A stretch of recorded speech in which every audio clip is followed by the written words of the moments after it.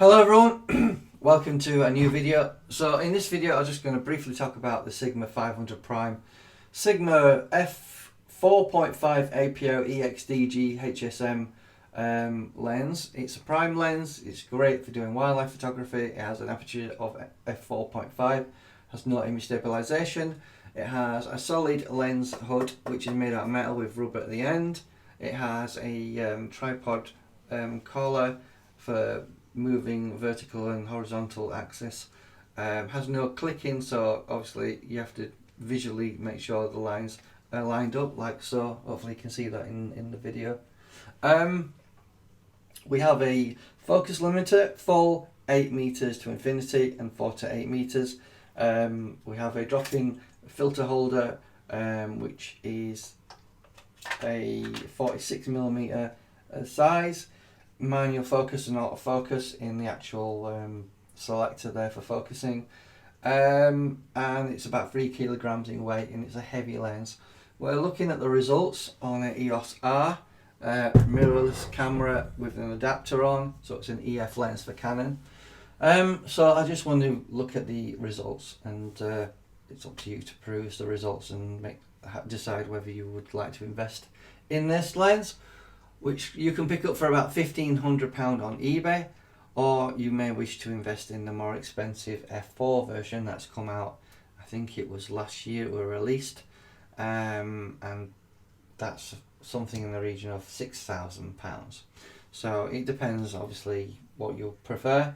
This is a cheaper alternative, and if you're happy without image stabilization, fantastic lens for you.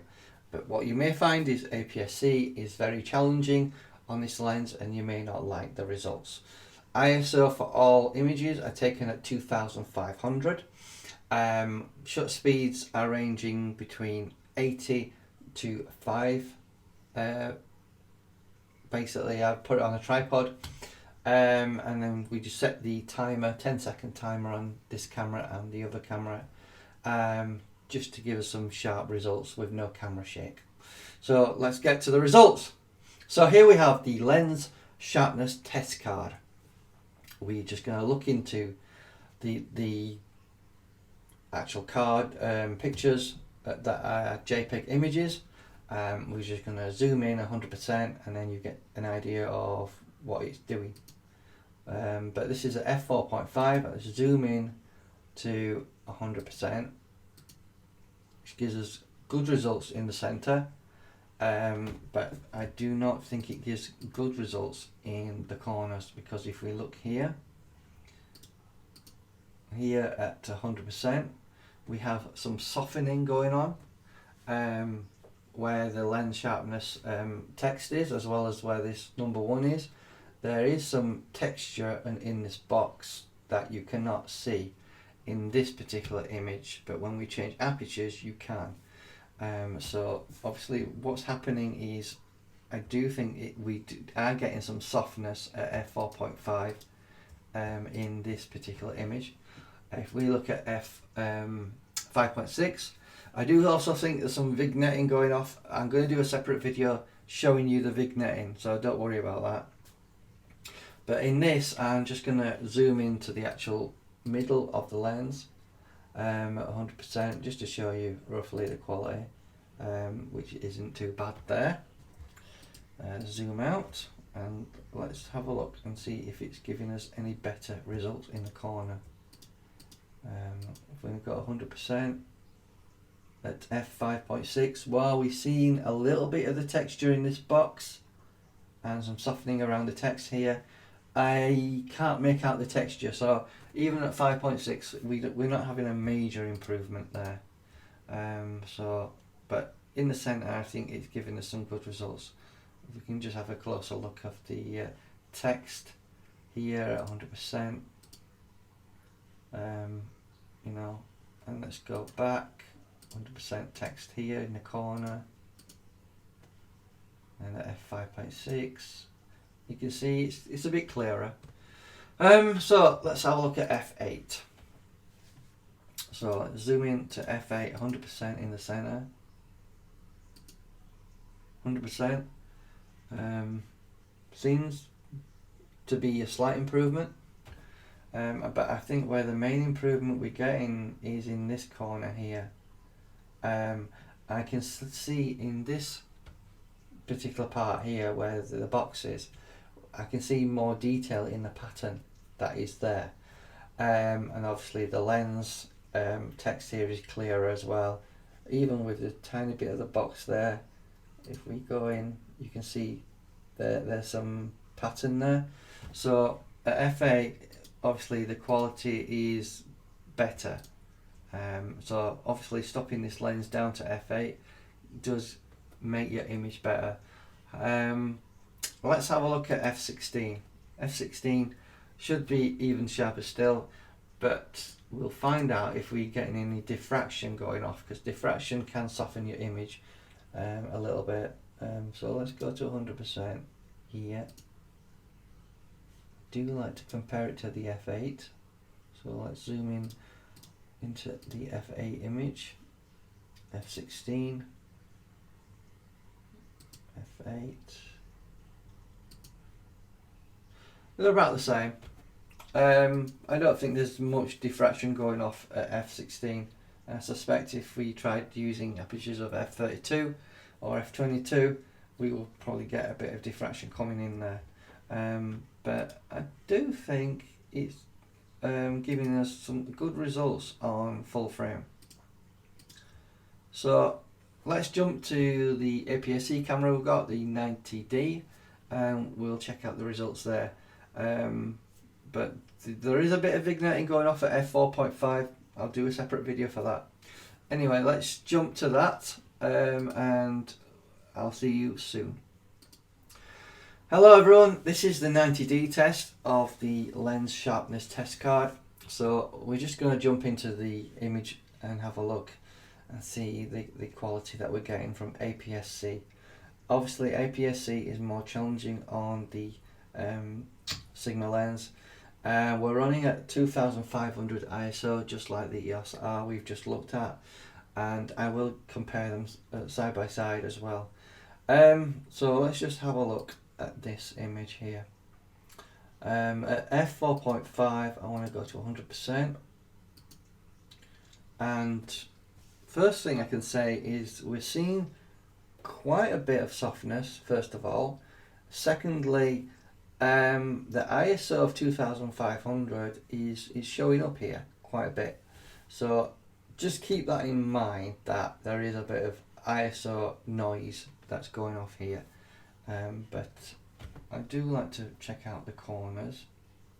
Looking in the corners, it's softness there, quite obvious, and there's no pattern in the box around the number 1 here, so clearly there's a lot of softness going off there. So I would say don't crop in basically on this lens if you're using APS-C. Looking at 100% in this corner, again it looks really terrible if I'm honest with you, in the corner. And if we have a look in this side, it's the same story at 100%. Come down to the bottom,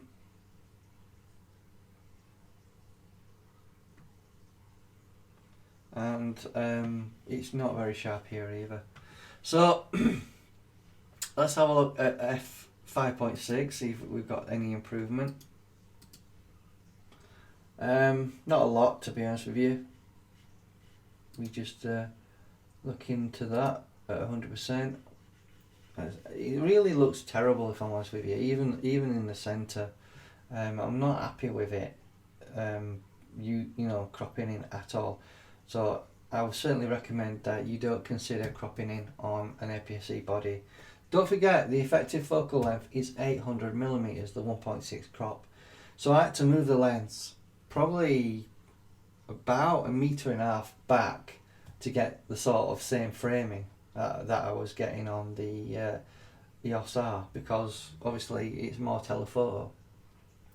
Again here we're looking to see if we can see any sort of pattern in that box. There's nothing there, so that suggests that it's not giving us a good result on APS-C. and even the number 1 looks quite soft looking around that. So let's have a look at F8. Have a look at F8 in the center again. Again, it still looks a bit soft, almost like it's out of focus if it, you know, but it's in focus, I can tell you that. Let's come down to the bottom here and let's see if we can see any of that pattern in that box. Even at F8, I can see a little bit of the pattern, but not much. I'll zoom in to 200% so you can see it. Now there is a pattern there, but it's not clear. And it was clearer than that on the EOS R. So let's have a look at F16, see if we got any better results there. So let's have a look at F16, where we're not getting diffraction going off at the moment. At 100%, that is. It looks a little bit better, but I do want to come down to the corner and have a look at that pattern and see if we can see it any better. That's interesting. We are getting diffraction after all, because I can't see any of that pattern where you can see a little bit of it there in the F8 image. So what we can see is diffraction does play an important role on APS-C. That's surprising. I didn't actually know that. So you learn something new every day. So yeah, there's no pattern that you can see there. So my conclusion is on APS-C it's not great, and to be honest, it's a full frame lens. It should be used on a full frame body. You know, I would probably say don't crop if you're going to use APS-C on this lens. But that's surprising. So what we found out that at F8 we're not getting the sharpness. Even, you see, the thing with APS-C is it's not using the entirety of the lens. It's using the sharpest part of the lens. And even using the sharpest part of the lens, we're still getting softness in the corners, which is surprising. You would expect that on full frame, but you wouldn't expect that on APS-C, so that's interesting to learn. So, upshot of it is try not crop whenever possible using a lens like this, because I don't think the sharpness is there for APS-C. Okay, let's have a look and compare side by side and have a look at the actual EOS R images versus the 90D. So hello, we're going to test and have a look at the lens sharpness test card, but we're going to have a look side by side the EOS R and the 90D. I want to find out if APS-C is a lot worse than the full frame pictures that we've got here. So let's have a look at the centre of the EOS R at F4.5. Let's see if we're getting some sharpness there. It does look a little bit soft, if I'm honest with you. If we go down to the bottom here, the lens sharpness text looks a bit soft, and so does this box here. I don't see any pattern, and there is a pattern there. So let's look at the 90D, see how that's doing. Again, you'll see more noise or grain in the ISO of 2500. Both cameras are set up to 2500 ISO. So what we're looking for is to see if we're getting some sharpness. And to be honest with you, it just looks terrible at F4.5 on APS-C. I think APS-C is too much for this lens. But I would recommend you do not crop in if you do intend to using an APS-C camera on this particular lens. Looking at the lens sharpness area here and the number 1 there and the box around it, it is extremely soft. It's terrible. If we zoom in, while you can see a little bit of the pattern, it's almost unusable. So I would say do not crop with this lens, because I do not think it will be a good lens to crop with if you're using APS-C. We're using the 90D at 32 megapixels versus the EOS R, which has 30 megapixels, but it is full frame obviously. We're using the adapter on there on the EOS R mirrorless camera. So let's have a look at F8 on the EOS R, giving us good results. I do think it's a lot sharper. Obviously at 100%. If we go back here,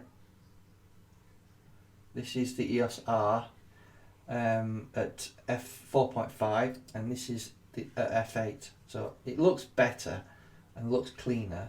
And now if we go down to the bottom here, just look how much detail we're getting out of that box there now. And I'll zoom into 200%, where we were getting nothing at F4.5. So it's more defined, it's clearer, it's crisper, it looks nicer. So I don't think at F8, using this on full frame, it becomes a very sharp lens at F8. You can go to the text a little bit in the corner, just have a look, where it seems a bit soft here. Here it just looks more defined. While there is some softness in the corners, it's not too terrible. So let's have a look at the 90D at F8, see if we're getting anything better. So we're going to have a look at 100%. 100%, it looks really soft in the centre. It looks not too fantastic, if I'm honest with you. Let's go down into the corner where we've been looking at that box. While there is a pattern there, it's still not very clear, even at F8. So let's go back to the EOS R and let's go down to that bottom corner where we're keeping a comparison. So let's zoom in to 200%. So at 200% we can clearly see the pattern there. It's very clear, it's quite crisp. Now if we go to the 90D, F8, same sort of settings, 2500 ISO on both cameras, you can clearly see we have an issue there. So I just wanted to give you a good comparison of APS-C versus full frame on this camera, and looking at the lens sharpness test here, in my eye, APS-C is too much of a challenge for this lens.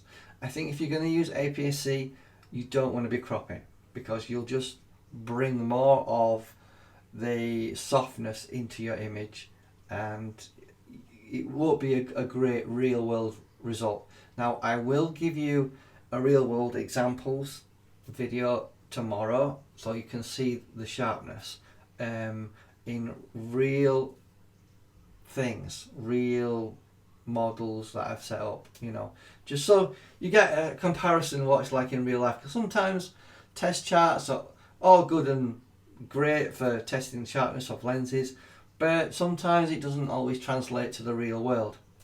So I hope this video was helpful. Don't worry, I will do a vignetting separate video test so we can have a look at what sort of vignetting we're getting from the lens. But I'm inclined to say that there is some vignetting going off at F4.5. If we just quickly look at this, just zoom out at 25%, and this is at F8. It's brighter. You notice how it's darker? That tends to be a telltale sign of possible vignetting going off, because obviously we've changed the aperture slightly and it's a lot brighter. So hang on a minute, just so what we can see is, sorry, I think I got that confused a little bit. So that's EOS R at F4.5, and you can see it's quite dark around the corners. Now if we go to the F8 version, you can see uniformly it's more brighter. Anyway, I hope this video was helpful looking at the lens sharpness test card. Again, I will do another video looking at real world examples for you. Sometimes test cards don't always give you a good idea of how the lens will perform in real world situations. So I'll do that tomorrow, and I hope to see you in another video. Thank you.